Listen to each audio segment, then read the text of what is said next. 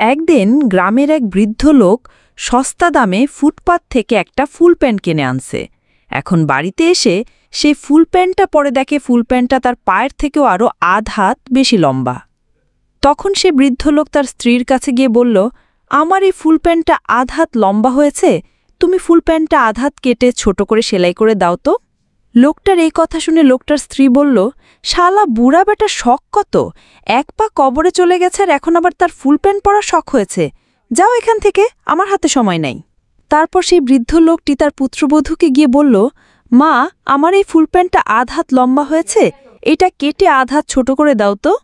পুত্রবধূ বলল, বাবা, আমার হাতে সময় নাই। এরপর সেই বৃদ্ধ লোকটি তার নিজের মেয়েকে গিয়ে বলল, মারে, আমার এই প্যান্টটা আধ হাত লম্বা হয়েছে, তো এটা একটু কেটে আধ হাত ছোট করে সেলাই করে দিস তো।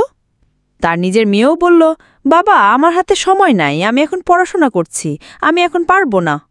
এরপর সেই বৃদ্ধ লোকটি মন খারাপ করে তার বাড়ি থেকে চলে গেল। তারপর তার স্ত্রী চিন্তা করল, আহারে, আমার স্বামী বুড়া মানুষ, কয়দিন আর বাঁচবে, একটা প্যান্টই তো পরতে চাইছে, দেই একটু সেলাই করে দেই। এই কথা চিন্তা করে লোকটার স্ত্রী ফুল প্যান্টটা আধ হাত কেটে ছোট করে সেলাই করে আবার জায়গা মতন রেখে দিল। আবার এদিকে পুত্রবধূ চিন্তা করল, আহারে, আমার শ্বশুর ছোট একটা কাজ করতে বলল আর আমি মুখের উপরে না করে দিলাম, কাজটা মোটেও ঠিক হলো না। এই কথা চিন্তা করে পুত্রবধূ ফুল প্যান্টটা আধ হাত কেটে ছোট করে সেলাই করে আবার জায়গা মতন রেখে দিল।